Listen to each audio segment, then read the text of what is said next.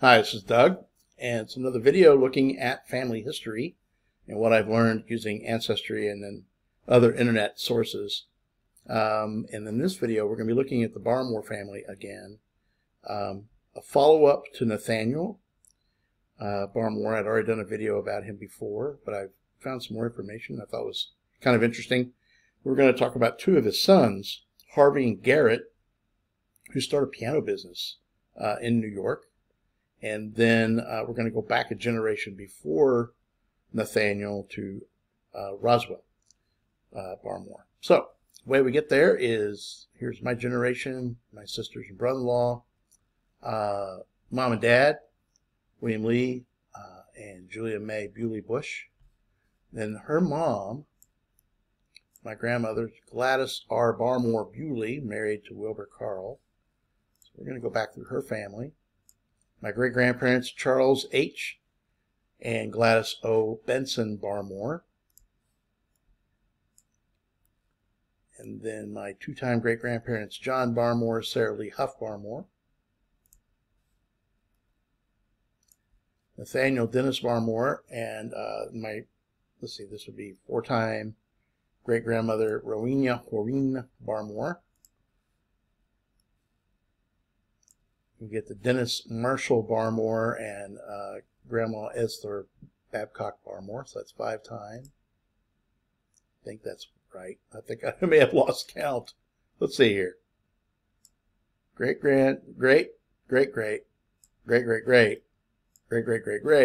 and this is 5 times Nathaniel. All right.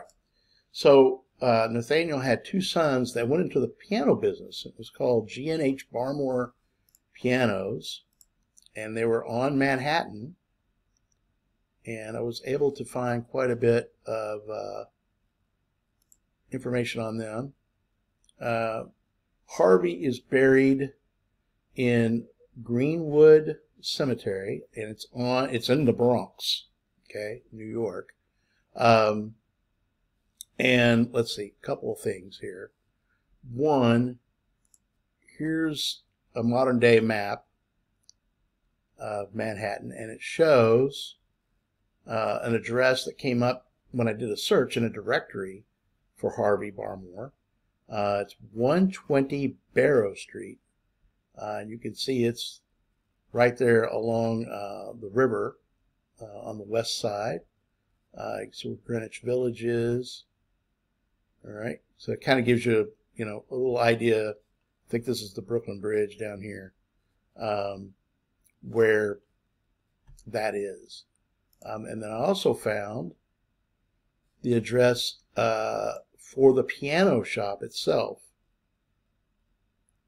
And it's 301 Bleecker Street. So here's where it is zoomed out. And then I have a street view. It's on a corner, actually. I don't remember what the cross street is. But 301 is in this corner. Now, obviously, this isn't the building, because we're talking, the company was in existence from 1836 up until the 1880s when Harvey passed away. Garrett passed away first. And I found this information.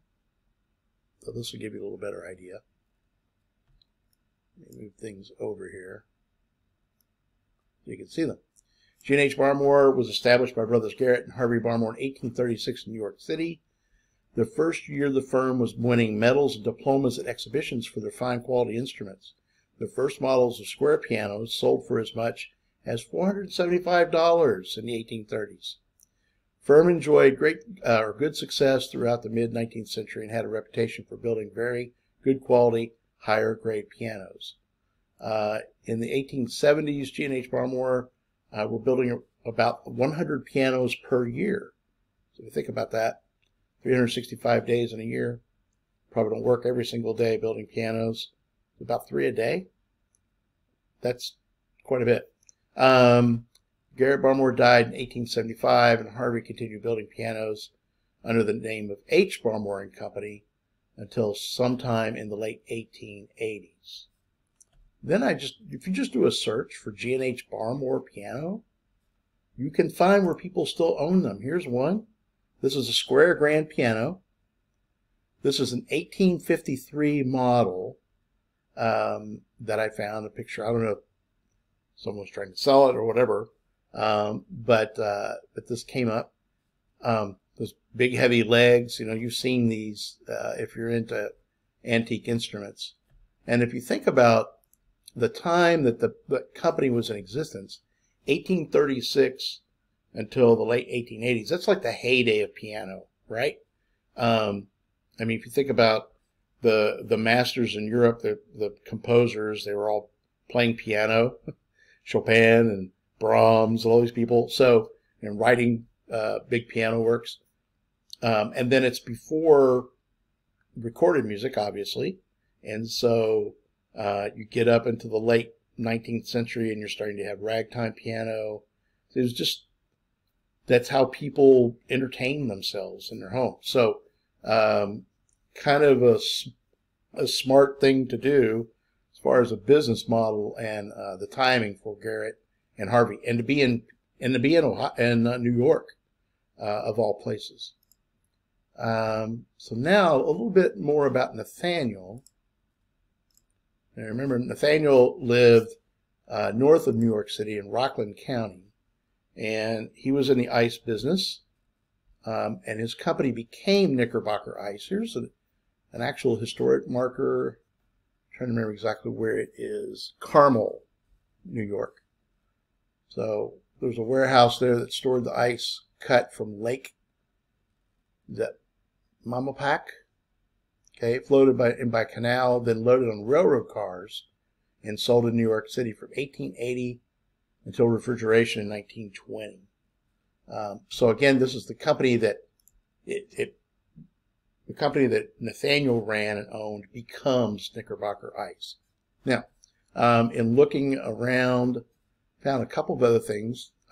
My sister Diana is into hiking, and when I said something about the Knickerbocker Ice Company being on Rockland Lake and that being a state park now, she did a search for hiking trails, and along the trail there's a marker about the ice company in that state park. So that was kind of interesting. And if you do a search for Knickerbocker Ice, you find all kinds of pictures of ice wagons and everything else.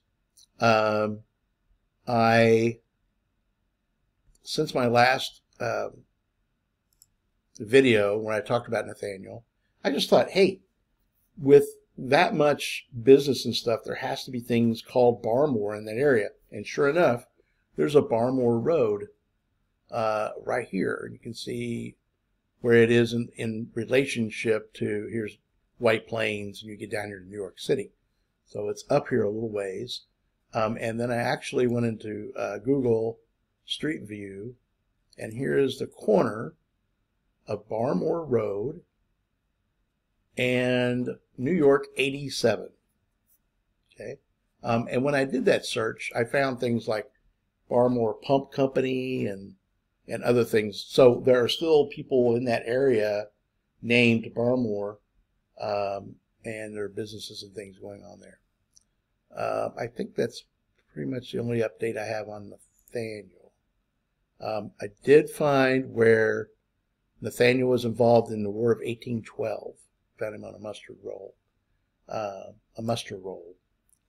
Not a mustard roll. That would be something different. Now, if we go back a generation, well, and while I'm here, Grandma Roxana Chapin. You know, Nathaniel's obviously big into business. The Chapin family is a big family in New England. So we're going to be talking about them in a later video. All right, so Roswell is pretty interesting. Found a few things. Now, Roswell was a soldier in the Revolution, and he was born in Dutchess County, New York, and this is where Dutchess County is. So you can see it's that area that we've been talking about, right? New York City, up the Hudson River. He lived, or one of the places he lived, it seemed he moved like every 10 years or so. But I found that according to an 1830 census, that he lived in more upstate New York. You see where Niagara Falls is, Buffalo. He lived in this county. And this is Royalton, New York. 1830 census lists Marshall Barmore. His middle name is Marshall. Residence is Royalton. Land warrant from the Revolutionary War, question mark, is what I wrote. So, this is after, and I don't know when he moved there. I just found him on 1830 census. If you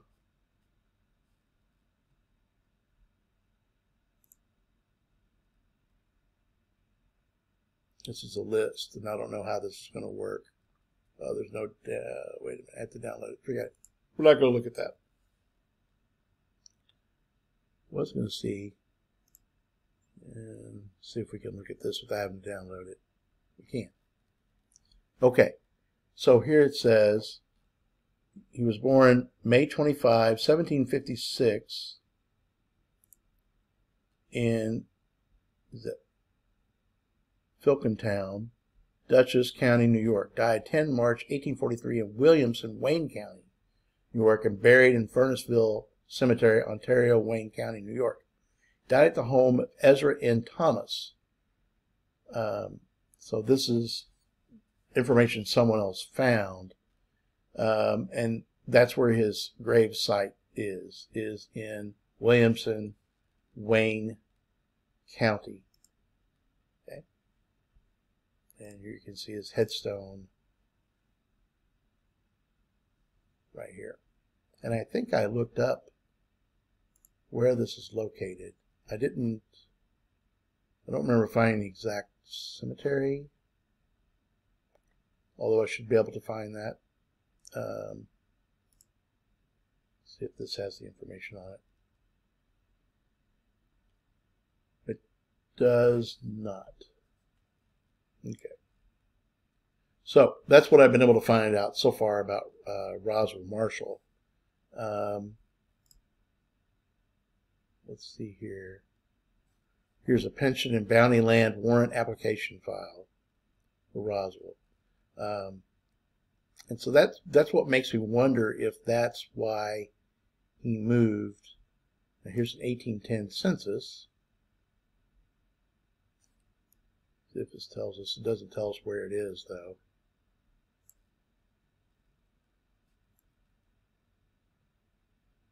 No, it doesn't. So that doesn't really help us any. Let's go back. And this 1810 census, no, it's 1800, sorry. This doesn't have a location on it either. Oh, wait, something at the bottom says New York. Marshall of New York. No, I don't think that's a location. I think that's an office. Okay, so that's what I've learned about Roswell. I did think that I could talk about this a little bit. If we go back, so Roswell's dad is another Nathaniel, 1724 to 1777. Henry Barmore, his father, 1704 to 1760. And Henry was born in New Jersey, okay, Little Egg Harbor. Here's the location. Imagine with the name Harbor, it's going to be close to the ocean. Chances are this is really the harbor they're talking about, but this is the township listed today. And then he passes away. His last residence is Throgs Neck. And when I saw that, I was like, okay, where in the world is Throgs Neck? Well, here it is. It's the Bronx. Okay, it's New York City proper. And and that's where he passed away. I haven't been able to find where he's buried or anything. Okay. Then if we go back before Henry, you get the John Barmore, who is born in England, and I think it's his dad, William. Yes, Warwickshire. And when I did a little research on the Barmore family name, and you can see different spellings of it. Sometimes you'll see it spelled B-A-R-E-M-O-R-E. Other times I think it's even like Barrymore. They're related somehow. But this is the part of England when they talk about the origin of the name. This is where they say it comes from, is Warwickshire. And you can see here's London. It's pretty much in the middle of the island. So that was kind of cool to come across that. I think that's all the new stuff I have about the Barmores. It's been kind of fascinating learning more about that family. All right. Thanks.